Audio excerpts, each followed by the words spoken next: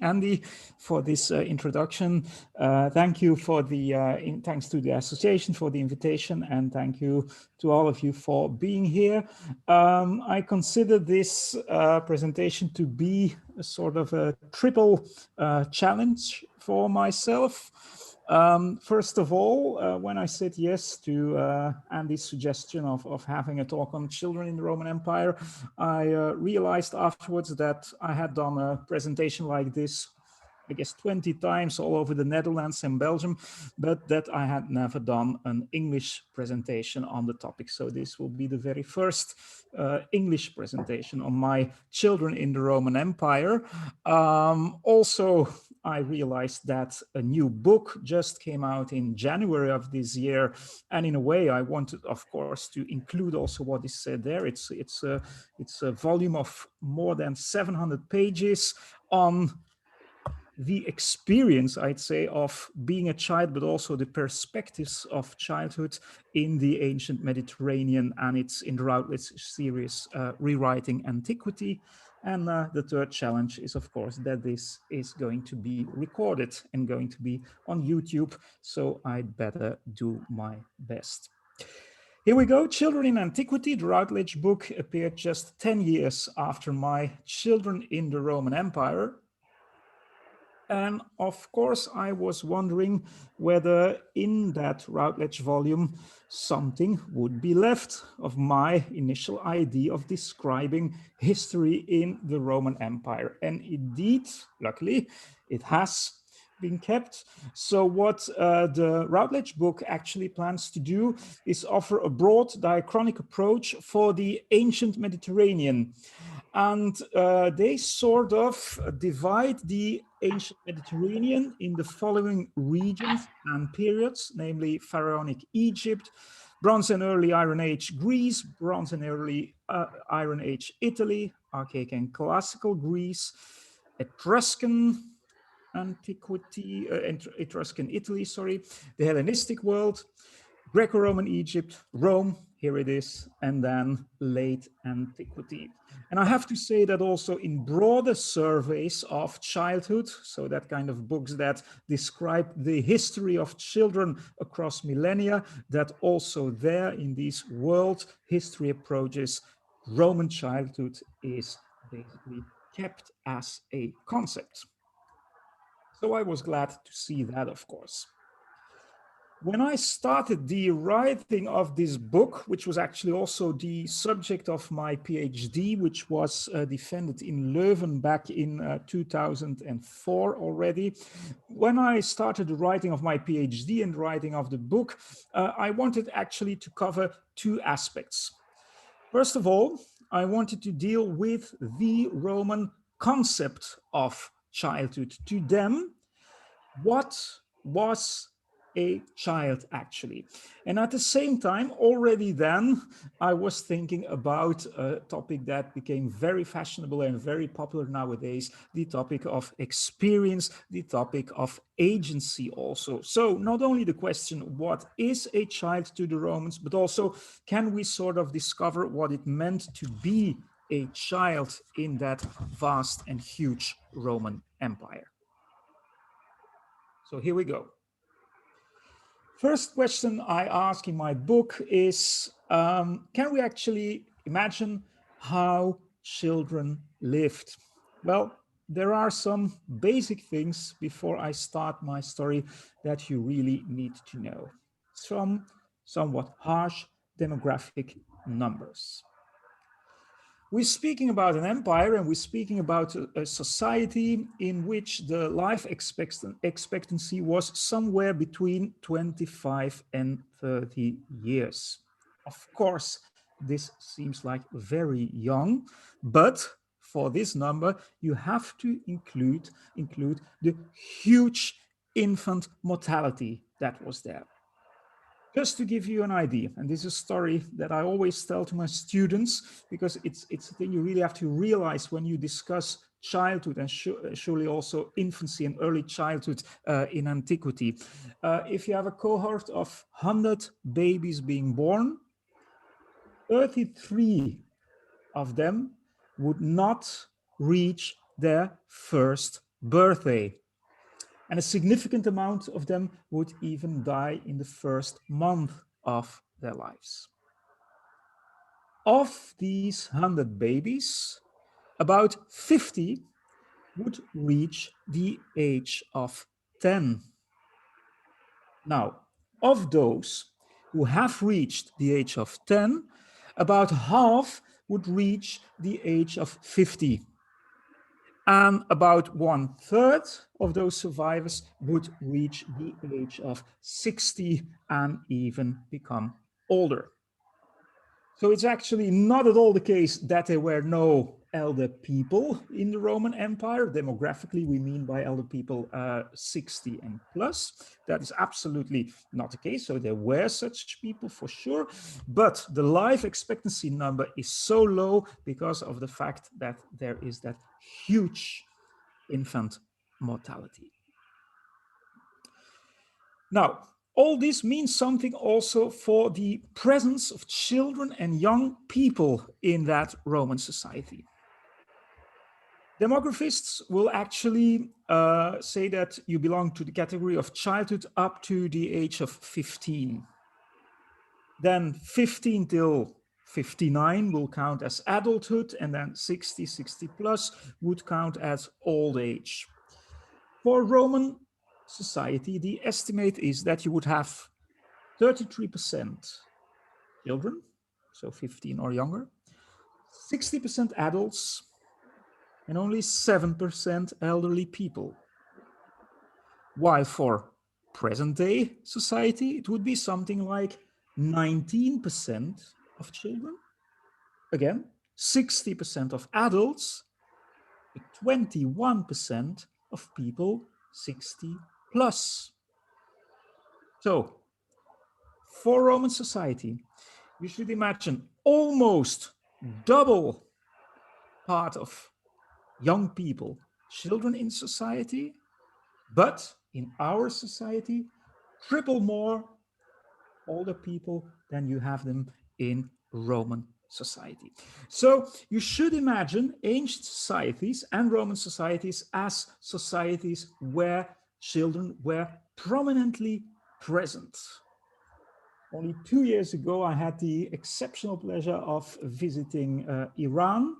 And Iran is actually one of these present day countries where you still have kind of the same phenomenon. And you see that everywhere. When you just walk around on the streets, there's children and there's young people everywhere. So that's basically how you should imagine Roman society too. Now, all these demographic numbers and facts have a huge impact, of course, on experiences of family ties. And here I'd like to mention only one instance because it's so important, of course, for our image we have of Roman society. That is the power of the pater familias, the so-called paternal power, which, as you all know, was huge. Well, imagine that at age 10, only 76% of Roman children would still have their father alive. Can you imagine? Nowadays, that you would have a, I don't know, I guess it's 4th grade also primary school class in somewhere in the UK, and that 1/4 of the children would not have their father alive anymore. So only 76 at age 10 still have their father. At age 15, it's estimated that this was only 62%. At age 20, 49%. At age 25, which was about the age that Roman young men had their first marriage, at age 25, only 37% still had their father alive. And at age 30, this dropped to something like 20%, not more. So when we discuss the impact of the paternal power, we always have to take into account that there was a significant part of children and surely young people who did not have their father anymore. And of course, these demographic facts also impact tremendously on issues as fertility. We often think about families in the past as large families, but actually when you read the legal records also, you will see that a moderately large family or household, to say so, in antiquity was considered to have 2 or 3 children, not more. Yeah? Now, in order as a couple to have 2 or 3 children, the mother needed to give birth at least 6 times. That is easy to understand because of what I told you regarding the infant mortality. Even more, estimations are 7, 8 times at least. When you consider also that each childbirth in antiquity was about 170 times more risky than a childbirth nowadays, well, the impact can be also on marriage and on the possibility that the mother would actually die in childbirth. So these are just some facts to think about, some demographic data to think about, things that tremendously impacted on children's lives. Now, how did these children live in this huge empire? This is, of course, difficult to generalize about because, as you know, this empire goes from almost Scotland, I'd say, in the west, up to present-day Iraq for the east. So you can imagine very many different micro-regions, as this has often been called.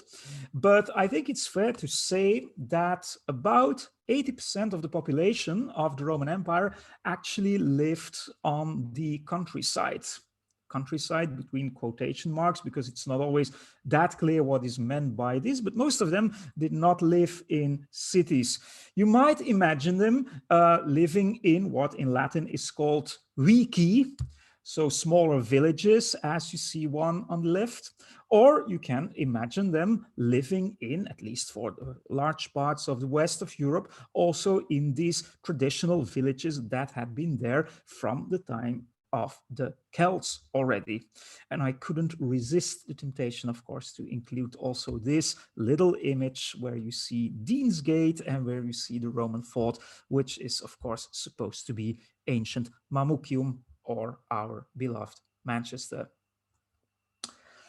Now, these are just interesting things to think about. This is one of these reconstructions in France of one of these Celtic villages where actually everything happens just under one roof, and where, that's the reason also why you see this ramp, where at least in winter, animals would just live together with human beings.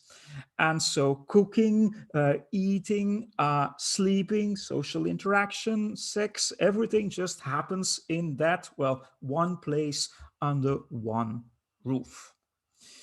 That's for the west of the empire, I'd say.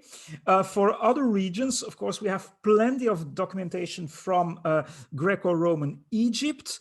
And I just wanted to show you some pictures from the Egyptian village of Karanis, where there's lots of research being done, and where it is estimated that you had something like 4.5 persons on average per dwelling, so per house, which had an average of something like 4 rooms, which is quite a dense sort of population.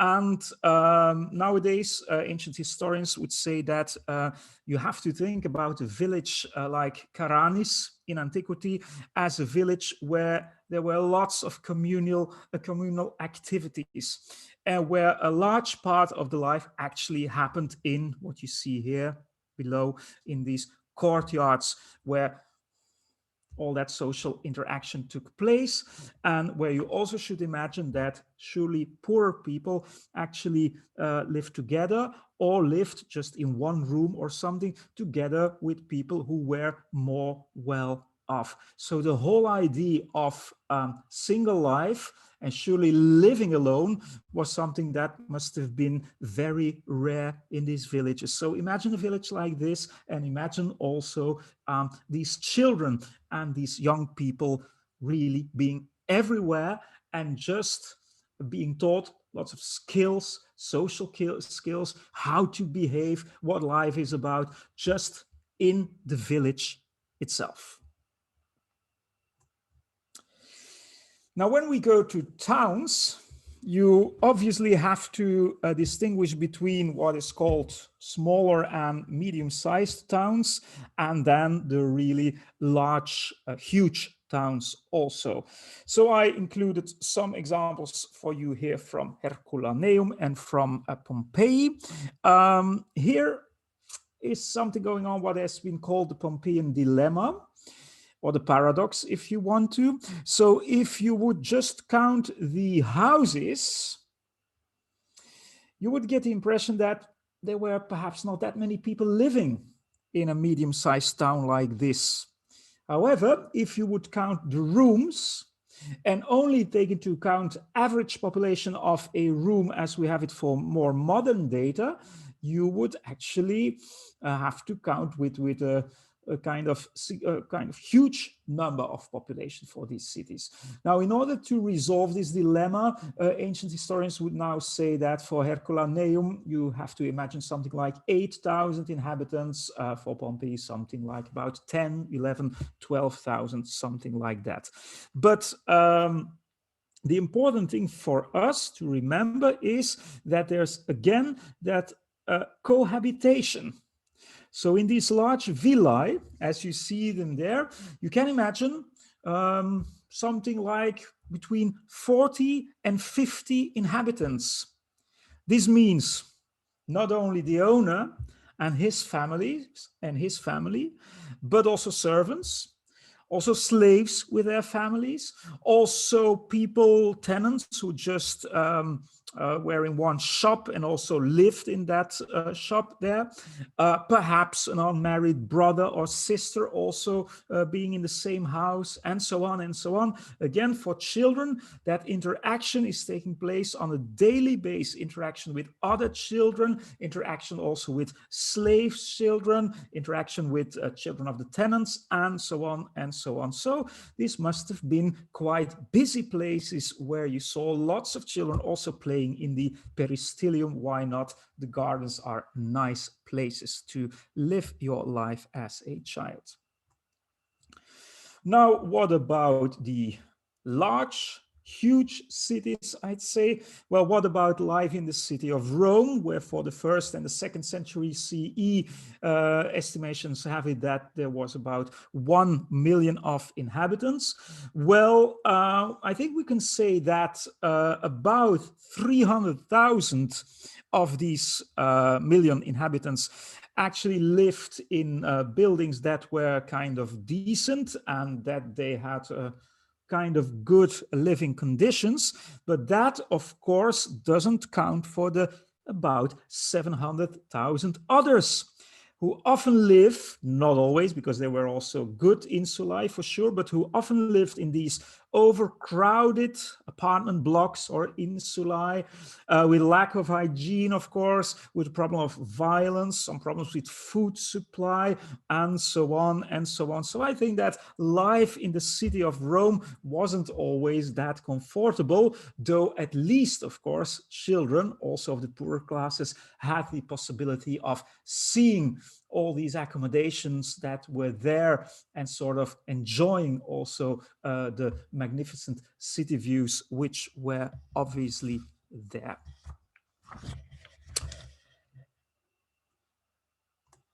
Okay, I'll just take this one first. What I'd like to explore with you now are some phases in the life of these children. And then, of course, we have to start with early childhood. Early childhood is commonly defined by ancient writers as the age from birth up to age 7. Now, you may wonder, of course, why I included Isidore of Seville here. This was, of course, also because I know that Andy was going to listen, and that Andy sort of invited me. As you know, it's one of his favorite authors. This being said, I might have as well have quoted Solon, the Athenian writer from the beginning of the 6th century BCE. So there's 1200 years between them, but with many of these authors, you see these kinds of divisions of human life course. And this is, of course, much about numerology also, symbolic meaning of certain numbers.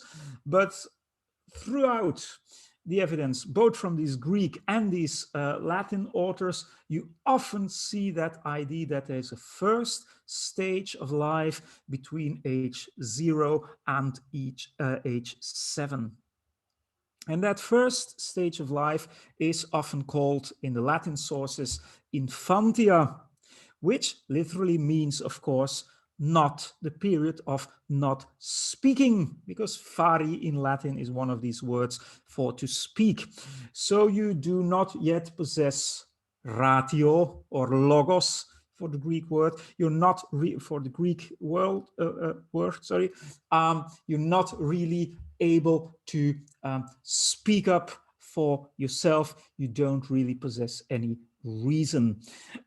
So this is actually how Isidore of Seville will define infantia. It's a kind of simple life which is still there. He also says this about the next stage, 7 to 14, and then only in adolescentia you will see the growing of both intellect, ratio, of course, and vigor. As you see, of course, Isidore is playing with the so-called hebdomades, periods of 7 years, 1 times 7, 1 times 7, 2 times 7, and then 28 till 49, 3 times 7, and again 3 times 7 for 49 till 77, and so on and so on. That's actually how his division of human life course works.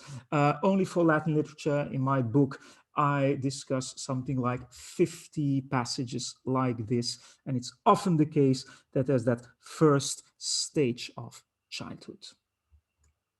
Okay, back to the former slide.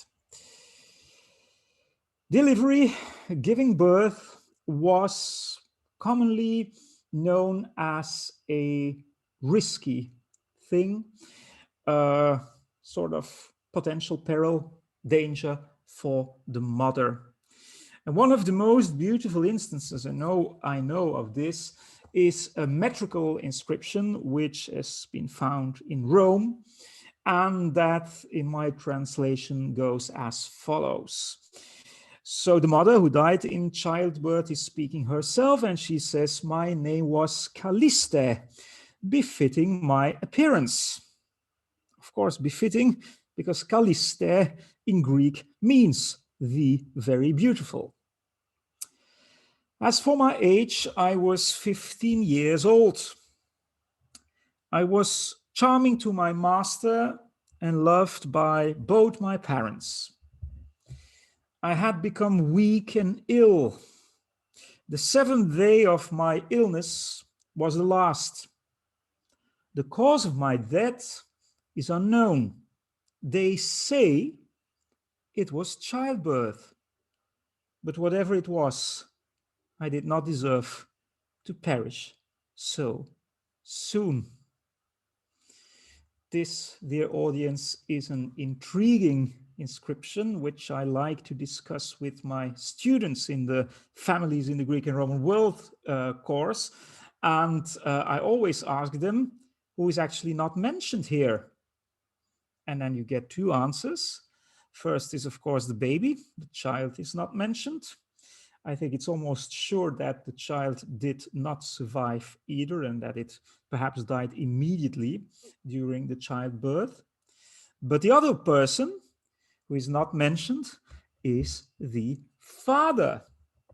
And I sort of suspect that something is going on here, that we're actually confronted with the case of a young slave girl, 15 years of age, who was beloved by her master, who actually also was the father of the child. And then she and the baby died in childbirth.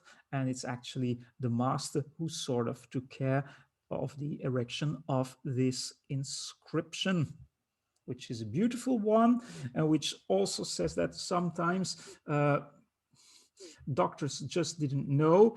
This is surely has something to do with what was called the Midwives Fever, which has something to do with inflammation, obviously, because of gynecological tools being used during the childbirth.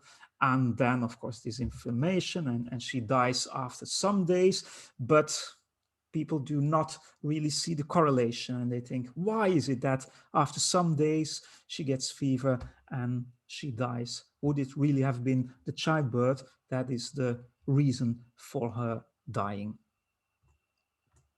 Okay.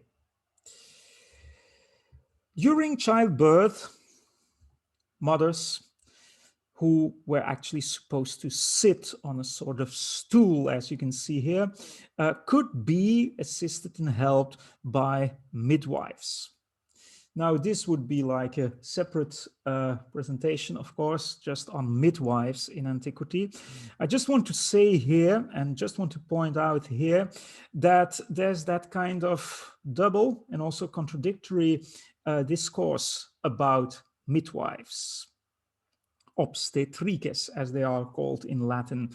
So there is that discourse about them being like female doctors, about them being really educated women. And then there's that other discourse describing them as old hags, sort of dangerous women, sort of strange women also, just doing something like superstitious folk medicine. Now, why this unease with the ancient writers? Because, of course, they realized that these women, who were often of the lower, belonging to the lower classes, that they literally had a vital function, and that they could actually save and secure the life also of young baby Roman aristocrats. Now, there are quite some sources mentioning the lifting up of babies. And this is somehow connected with the gesture of the paterfamilias really accepting the child into the family. This is called in Latin tollere liberos, so to lift up your children. Now, this is actually not really true. So the one who would for the first time lift up the child would often be the midwife, and that gesture of tollere liberos as a sort of acceptance by the paterfamilias is a thing which is very unsure. So we'll read it in many handbooks, but I'm not sure that that really happened. Surely not right after birth. Why? Because, and this counts both for Greek antiquity and Roman antiquity, there was supposed to be a difference between the day of the biological birth and the so-called day of the social birth. And that social birth happened at day 9 or day 8 for the child. Day 9 for boys, day 8 for girls. Because men were supposed to be more perfect, so it took 1 day more for them in order to sort of develop. That day was also the day at which the child got its name, not before. And I think this is a sort of protection that really existed because people just realized that these very first days were so dangerous. So if you just lose the child in the first days, in a way you lose it. It's not yet named, and there hasn't been that cleansing ceremony, which it was also that cleansing ceremony of the dies lustricus. Okay. Now, suppose your baby survives. What are you to do as a mother? Of course, you could breastfeed yourself. And I'm quite sure that this was the most natural and the most expected scenario in the Roman Empire. But the thing is that most of our sources, of course, somehow belong to the wealthier classes. So we get this image, which is absolutely a true fact, of course, that wet nurses or nutrices were also very important. And I'd say not only for the wealthier classes, but also for the middle and even the middling classes. How do we know? Well, actually from the papyri from Roman Egypt, we see that lots of women also, or parents, just bothered to make these so-called wet nursing contracts, which we still have, which we can still read on the papyri. So also in these classes, wet nurses were absolutely there. Again, as in the discourse on midwives, there's a sort of ambivalence. And I think there's no nicer story to illustrate this ambivalence than the fable. Some of you here present know that I like to read fables. It's the fable of the she-goat and the sheep. What is actually going on? There's a little lamb, and the little lamb is searching for its mother. And the lamb goes to the she-goat. And then, of course, the farmers will say, no, no, no, you don't need to be there. This is not your mother. Here's the sheep. She's actually your mother. But the little lamb will say, no, no, how can she be my mother? My real mother is the one who gave me milk. It's that she-goat. And so here you have these fears of that upper class, and also this ambivalence was there, because what if there is that wet nurse that takes care of the child, let's say for 2 or 3 years? So there's a kind of intimacy there. And surely when she goes on being something like a nanny afterwards, just a dry nurse, as it's sometimes called also, you can have these friendships which surely for an aristocrat were not so appropriate to have with what they called social inferiors. So this is all there, of course, the image of the wet nurse taking care of children. Now, whether it was a wet nurse or just the mother herself, we know that the period of lactation, the period of breastfeeding was quite prolonged. Between 2 and 3 years is often mentioned in the sources. So again, you have this ambivalent discourse on wet nurses. They are sometimes described as old sluts again. They are drunks. You shouldn't trust them to be with your babies, and so on and so on. There's the possibility of neglect, but there's a whole other discourse also, which would kind of up-level these nurses, which would grant them authority, which will say that they are so important, even for things like development of language of children, of transmitting qualities via their milk, and so on and so on. So actually, you have both sides of the matter as wet nurses are concerned. Okay, this is nice to know also about early childhood, the habit of swaddling. If we believe the ancient authors, this should take place up to, let's say, about the 60th day of the baby's life, though there are some sources, Plato, for instance, suggesting that this lasted, can you imagine, up to the age of 2. Not very comfortable, of course, for a child, as you can see on this ex voto, by the way. The idea was, of course, to create something like a right posture. So the body should actually get a good shape, and this could be done by swaddling the babies very tightly in the beginning. There is, of course, also a very practical purpose to this. Basically, when both parents have to work, for instance, on the land, and when they can't afford somebody just to take care of the baby, they can just take the baby with them and put the child somewhere in a tree. You're just sure that it cannot move, and he's basically safe there for the rest of the day. This is how it goes. I remember that once in Flanders, I gave sort of presentation like this one. And afterwards, this was a secondary school. Children could ask questions, or students could ask questions. And I remember a girl from Chechnya, and she was like 15 or 16 years of age. And she told me, well, actually, just look it up. There's many regions over the world nowadays that still have this swaddling practice. And she told me, well, I actually was swaddled like for at least 6 months of my life. It means also for many of these cultures that children kind of skip the period of crawling, creeping around, but according to developmental psychologists, that doesn't really hurt. So it's a thing that happens in many cultures.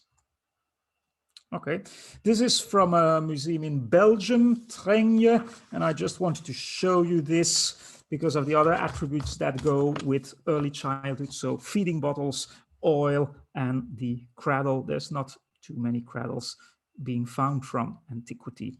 This is also a very nice one. This is actually, if you want to an act of remembrance. So it's actually a plaster molding of a face of a little baby who had died, obviously. There's quite some ancient authors telling us something also about the first steps. If we believe them, this only happened in the 3rd year, but that might be related also with that longer period of keeping the children swaddled, with also being concerned about right posture of the body, and so on and so on. So basically, ancient authors often situate the first steps quite late in life. And then what to say about parental involvement? There's huge discussions, of course, about a picture or sarcophagus like this. Is this actually supposed to be the father, or is this rather the husband or the partner of the wet nurse or the nurse? We're not really sure. If you read the literary sources that always belong to the elite, of course, it seems to be the case that surely fathers get more and more interested in their children when they reach something like the age of 6 or 7. But on the other hand, I would also nuance this. For instance, when you read inscriptions on which the age is mentioned, you see that, let me have a look at the exact number. Yeah, you see that 27% of the inscriptions which mention age actually mention children under the age of 10. So, of course, demographically, when you take into account all children that died, there's an underrepresentation of children on inscriptions for sure. But inscriptions which have that age indication actually put a lot of emphasis on younger children also dying. And speaking about younger children, this is the whole sarcophagus as is kept in the Louvre. Nowadays, it's a sarcophagus of Cornelius Statius, and this is actually kind of the nice summary of this early childhood, going from breastfeeding at the left to also, well, the nutritor or the father taking care of the baby, and then of course the period of playing games, and then might be first recitation, might belong also already to school. I think this is a nice one to conclude this on the first stage of childhood. What you actually see here are all sorts of dolls and other toys.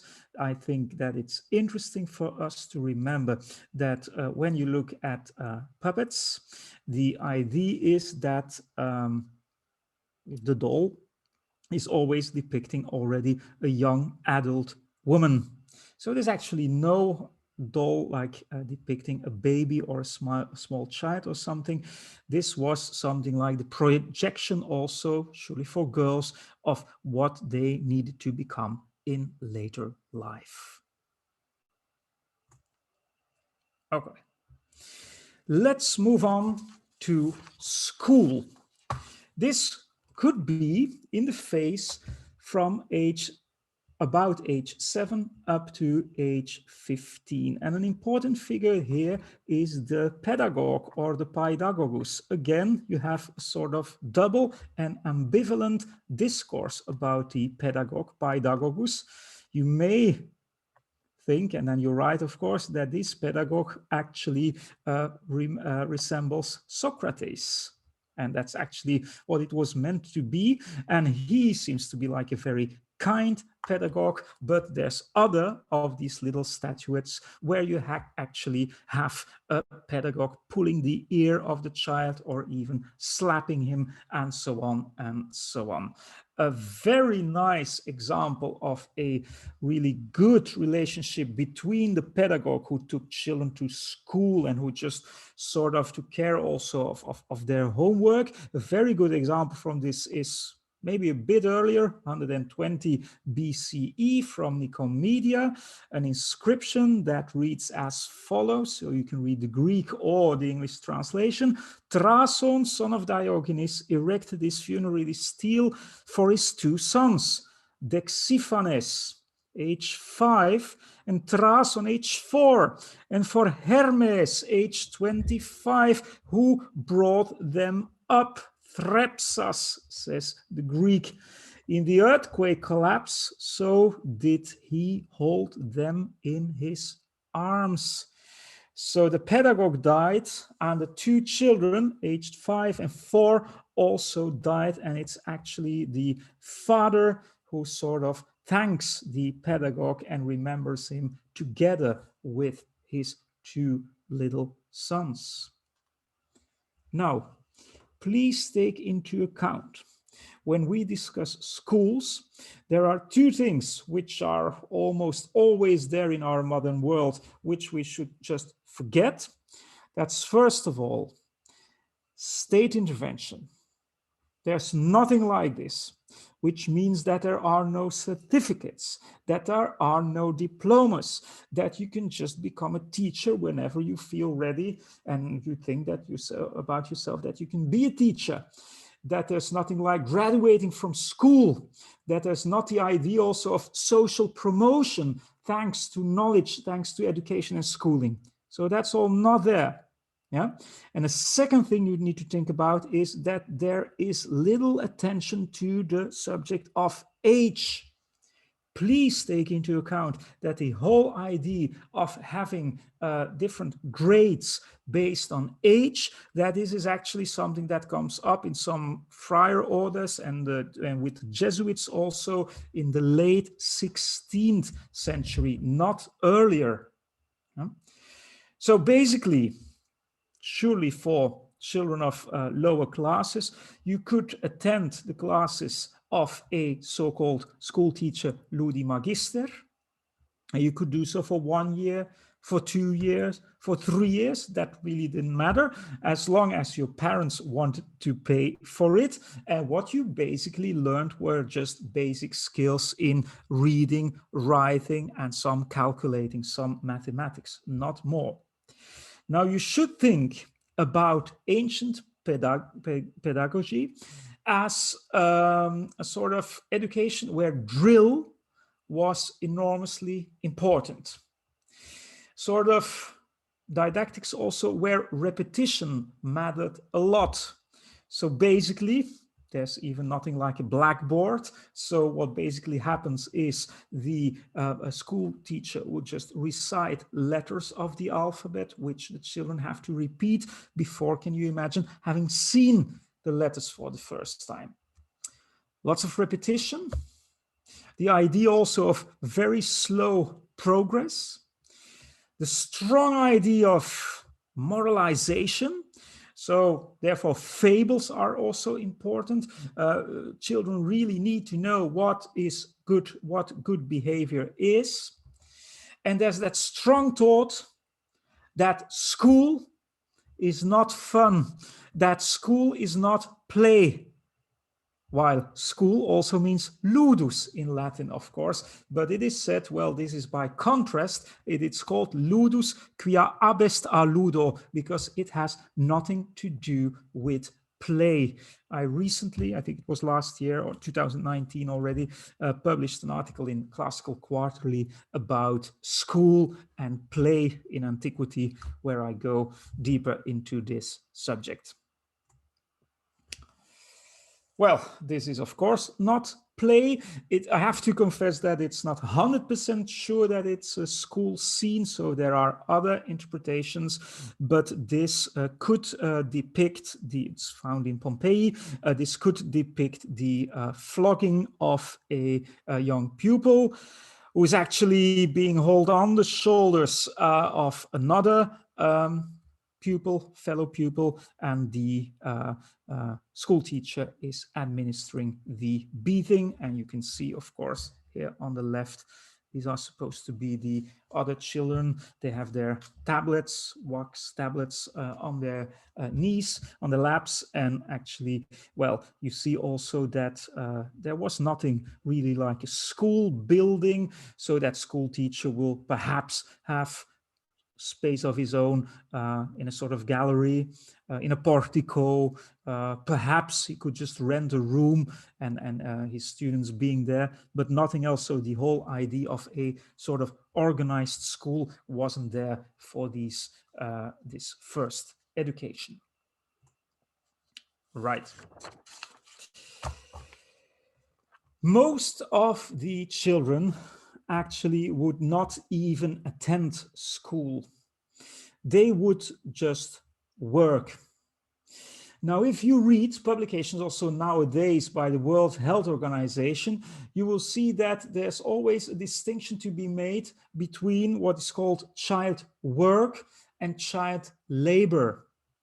The first, child work, also nowadays by the World Health Organization, is not considered as something problematic. On the contrary, actually, when there is nothing like a good school system, it's actually better for children that they work and that they learn the social skills. Child labor is considered all sorts of degrading, cruel, harsh sorts of work, which are, of course, not permissible when you take into account human rights. Now, I would say that for children in the Roman Empire, it was something like in between child work and child labor. On the left, you see the extreme side, of course, of slavery. This is a young slave of color who is just put on a scaffold, being sold in a slave market. And we have lots of contracts also of children being sold at a very early age. And then you have the other side. This, of course, no Roman would consider this as work. This is the young aristocrat who could be involved also in all sorts of what we would even call political activities. This is an interesting example from Pompeii. I'm not going to read the whole inscription with you now, but you may see that it's about a child only 6 years of age. What has happened? So the temple of Isis had collapsed during an earthquake. The father of the child has actually restored the temple, but it is represented as if the city council thanks the boy 6 years of age for having done this. And you can imagine him, could have been a son of a freedman. You could imagine this child already being taught certain social skills, things he would need later on in politics in the city council. And this is again from the other side of the scale, if you want to. So we have lots of testimonies, inscriptions, apprentice contracts, literary sources, and so on of children just at early age being shopkeepers already, being involved in weaving, tapestry, as you can see here. So all these things were absolutely there instead of them going to school or attending schools. This is a nice one too, again for Andy, of course, because this belongs to a military environment. You can see here that the father was actually a producer of mirrors, a specularius. And what is actually mentioned here is his boy, who was 10 years of age, and the girl who was only 5 years of age, and both had already begun to help their parents. So that's how you should imagine them being in the environment of the military camp and already helping their parents with certain small tasks. Thinking about slave children, you can think also about serving in large households. This is a lot, if you were to be a teacher, this is a nice thing to do or to discuss with your pupils. What is actually happening here? What are these children doing? So one is just helping one of the guests with putting off his shoes. He is actually he's actually taking care of the wine. This is supposed to be a cup of wine. But here is the little black slave, who is actually something like a darling slave, something like that, even considered as sort of pet, who is there just enjoying the guests during the banquet. And here, of course, the darker side, also a boy just helping a guest who is apparently vomiting after a undoubtedly copious meal with lots of drinking. And also here, of course, there's some slave children involved in this banquet. Which brings me to the very last part of my presentation. What about the difficult topic of children and sexuality? And can we actually speak about pedophilia or pederasty for antiquity? And for Roman antiquity too? Well, in a way we can, of course. This is the famous, or if you want to, infamous Warren Cup, which you can see at the British Museum, which not only depicts a homosexual act between a somewhat older man and an adolescent or early 20s or late teenagers, something like that, but have a look, please, at this detail too. So here is a child suddenly just entering and watching the scene. On the other side of the Warren Cup, you see actually a slave child. It's surely a slave when you look at his hair also. And this is actually a young child being involved also, or depicted as being involved in a sexual act. There are remarkable stories there. One of the most intriguing, according to me, is absolutely the story of Attidius Melior and Glaucias. This is in a poem by the poet Stace, I think you say in English, or Stasius.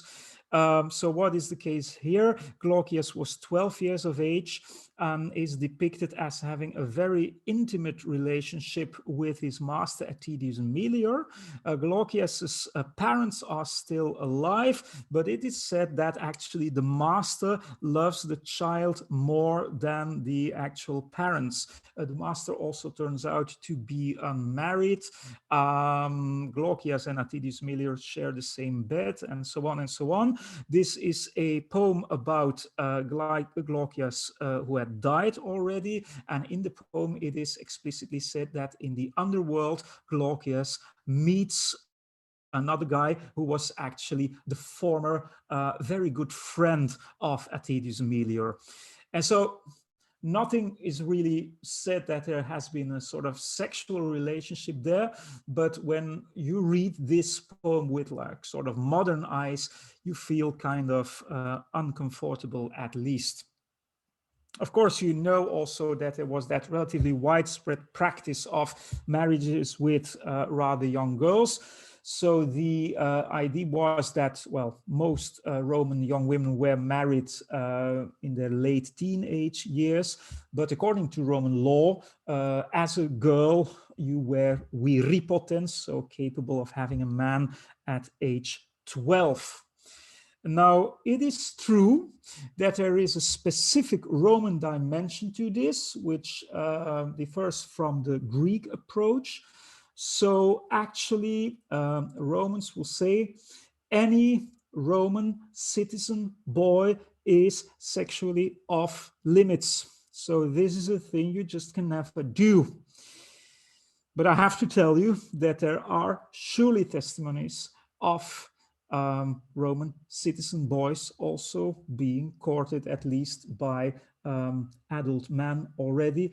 And the whole question is also, what do you do with all these Roman citizen boys? And what if they are like belonging to the poorer classes, who would actually go to court for things like this? What if in the beginning of the 3rd century, all free inhabitants of the Roman Empire suddenly become Roman citizens?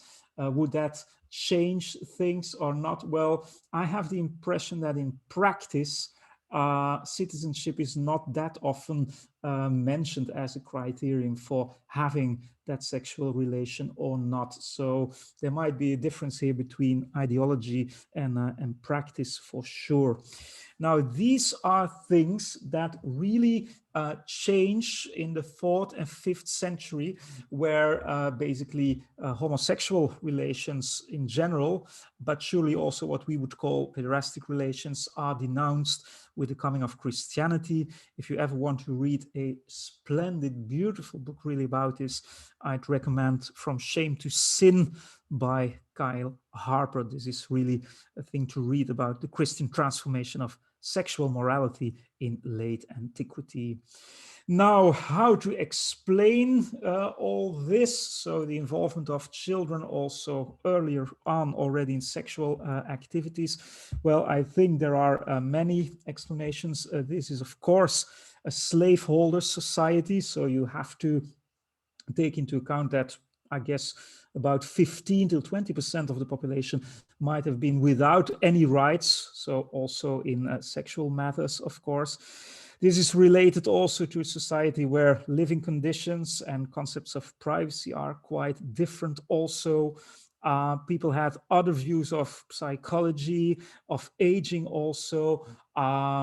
People, also young teenagers, were much more involved also in adult life. All these things sort of play a role, absolutely and for sure.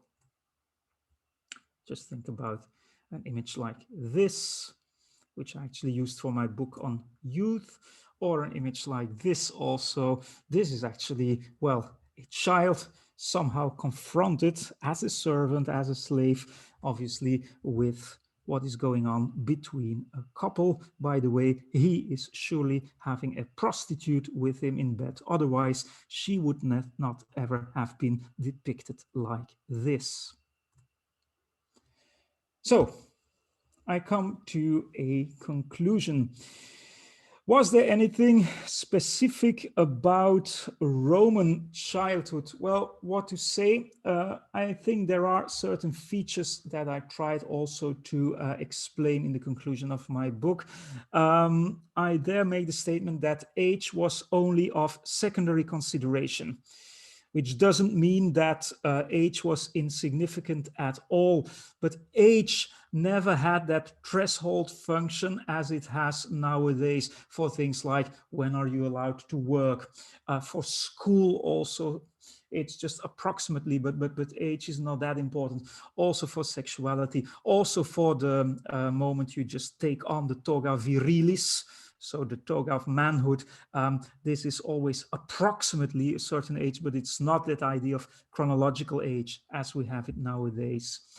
childhood, and this is a thing I profoundly believe, was to the Romans much more a social than a psychological category. I always tend to say that it's perfectly possible, and that you have lots of testimonies also about this, that of course Romans appreciated certain children, but that childhood as such was never seen as a category to cherish, and well, much more a social thing. So child still being an outsider than a psychological thing. That's also the reason why I subtitled my book Outsiders Within. So there's that certain ambivalence, because there's, of course, children are not eternal outsiders as others are. Children, at least male children, are supposed to once be fully integrated into that Roman society. And of course, I think it's also a very typical feature of that Roman childhood that there was much more interaction with the adult world. Now, being critical with me, you could of course say, well, doesn't that count for most of the childhoods, say, before the Industrial Revolution? And I think you're absolutely right there. So what adds to the picture is, of course, of Roman childhood, is of course that experiencing of what I would call living the Roman Empire. As for instance, there was also something as a Hellenistic childhood, as in living in the Hellenistic world. So this means for Roman families that sort of resorting under Roman law, the Roman ceremonies, which were there, Roman buildings that you could see, sort of educational ideals in school, which were like Roman, Latin, or Greek, and so on and so on. So obviously that made up also the idea of a Roman childhood. Now, in that Roman childhood that I described, would there have been change during these many centuries? I would be very cautious with this. Some have suggested change in the 1st century BCE, when you get all these Hellenistic models coming into Roman Latin literature. And then it's said that there was a sort of discovery of childhood and so on and so on. I would be very cautious with this. So this can be, of course, a literary fashion, but it's not sure at all how this impacted on daily life or even concepts of childhood. Barry Rawson, who wrote a great book on Roman childhood, she suggests a kind of change, which she perceives also in the laws of the 2nd century, you know, the Rome's golden age thing, the Antonine age. But again, I would be cautious with this. So I would see more continuity than change there. What I really believe is that there is, of course, a change going on in late antiquity, which I try to describe there. So there are some theories about children becoming people in the 5th century. So this is by the late Thomas Wiedemann and by the Norwegian scholar Odd Manje Bakke. And well, most scholars would say that in Christianity, you get more emphasis on nuclear family, on things like original sin. You get obviously new models of schools, education, rejection of pederasty, homosexuality. So I would say that indeed, for just reasons, the Routledge book, Children in Antiquity, distinguishes a sort of late ancient childhood. So again, living late antiquity would mean or would make a difference. This being said, I firmly believe that we as historians of childhood need to be jacks of all trades. And this means that we need to have this anthropological interest too, and that we really need these studies also that study the longue durée.